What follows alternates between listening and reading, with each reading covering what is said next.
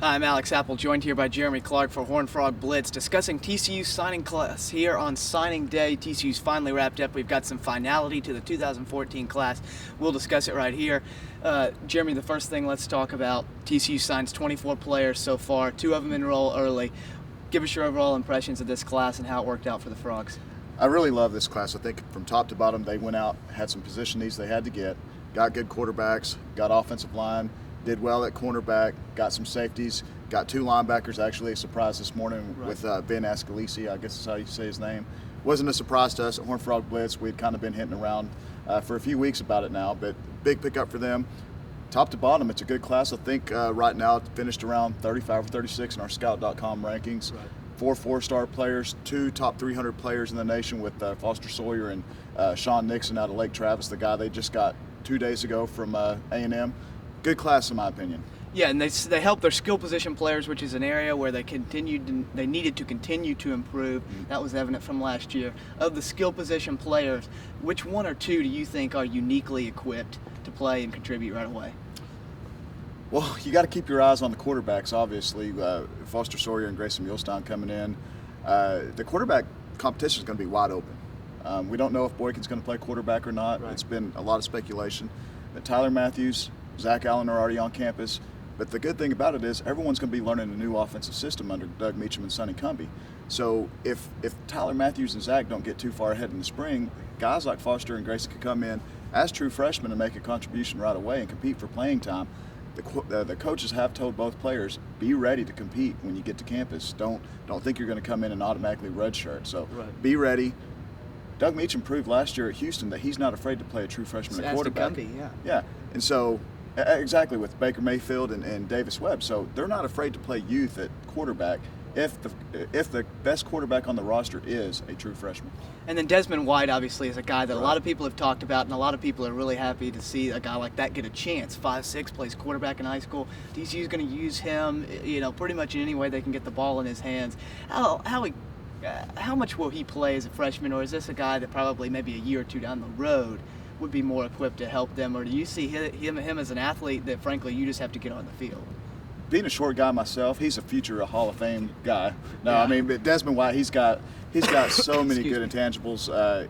He's not the biggest guy on the field, but he played against the toughest competition, arguably in the entire country. DeSoto plays in Class 5A in Texas. They play teams like Cedar Hill, Duncanville, Allen, and he competed well. He contributed over 5,500 total yards this season, counted for 58 touchdowns. I don't care how big you are.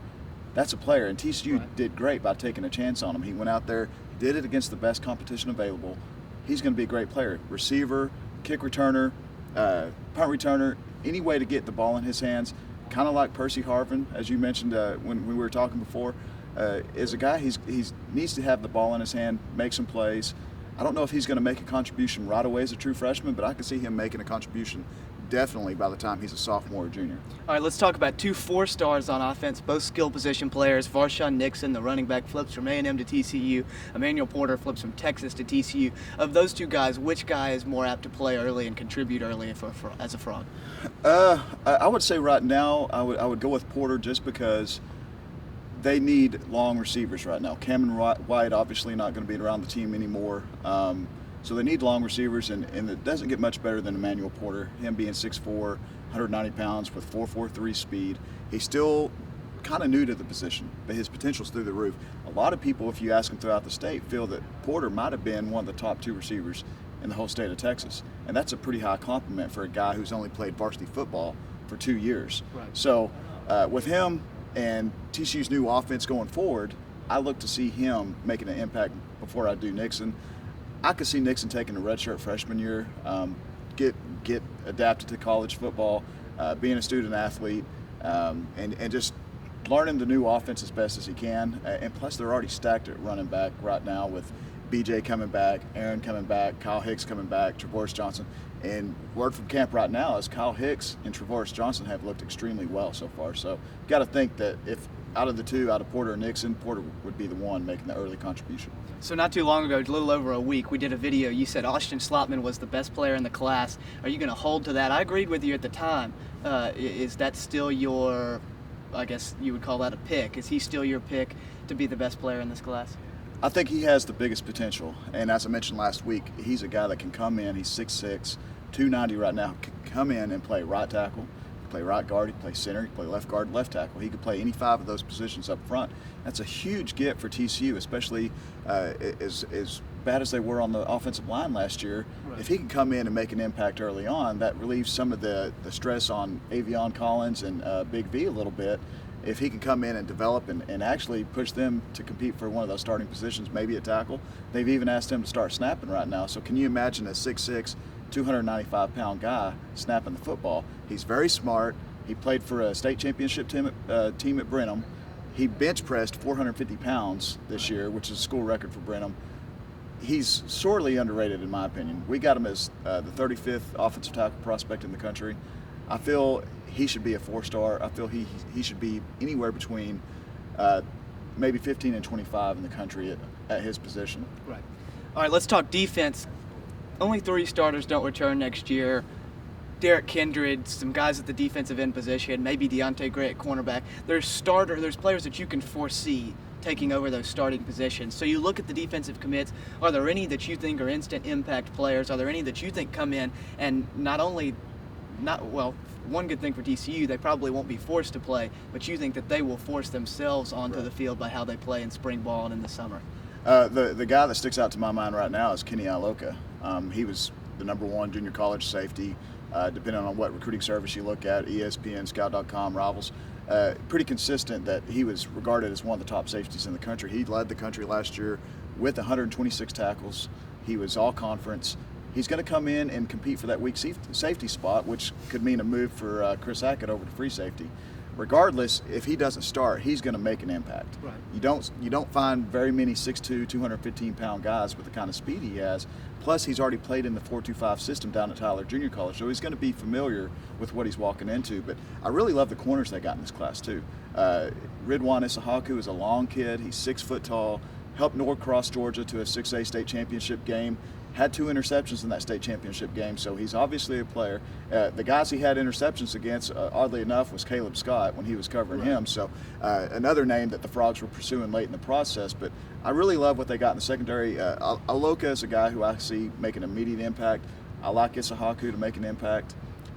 Defensive line, I could see LJ Collier making an impact, maybe as a defensive tackle. They've got 2 guys graduating next year in Chuck Hunter and John Lewis, and it's going to be interesting to see how they kind of develop those defensive tackles moving forward.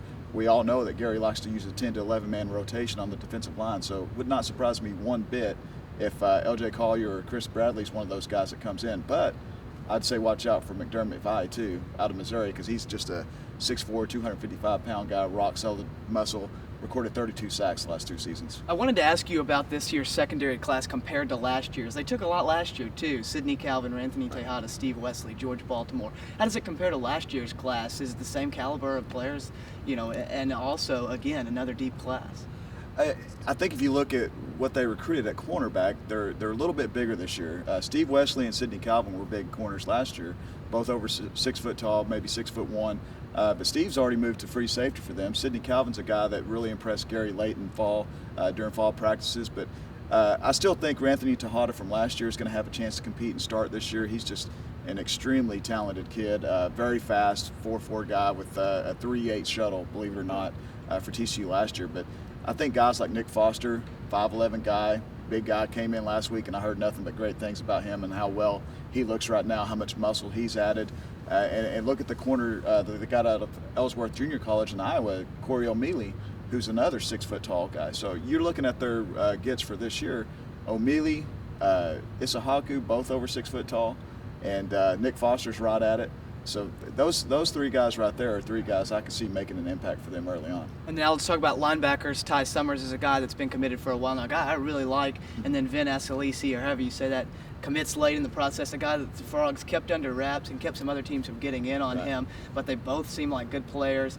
Compare them to last year's class where TCU took 3 linebackers. How do those guys stack up?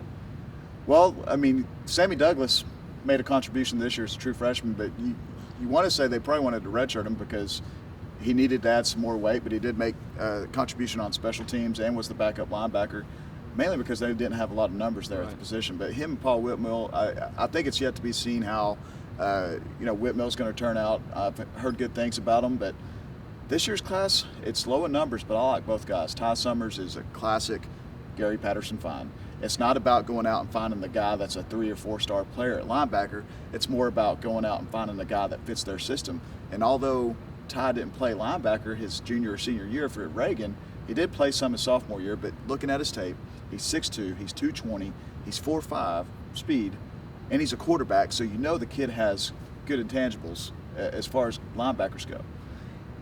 I think they might have found the steal with Summers in this class. He might be a guy that 2 years down the road we're talking about every weekend making play after play. Yeah, and it's just a classic Gary Patterson find. It's a Jason Phillips, it's a Stephen Hodge. It's those type players that has helped them build into the program where they're at today. Guys that they were recruiting pretty consistently back in the 06, 07, 08 classes that helped them become BCS winners too, and go to 2 BCS games in a row. So big time getting Ty Summers. Then, man, how did they keep that under the wraps? I don't know. Long time commitment. He's probably been committed for nearly a year. We've known about it for several months, but he was a parade All-American out of high school, had 134 tackles his senior year, 12 sacks, New Jersey Player of the Year, top-rated linebacker out of New Jersey out of the class of 2012. Was going to go to Arkansas, originally signed with Arkansas, but didn't make it in. Clearinghouse stopped it.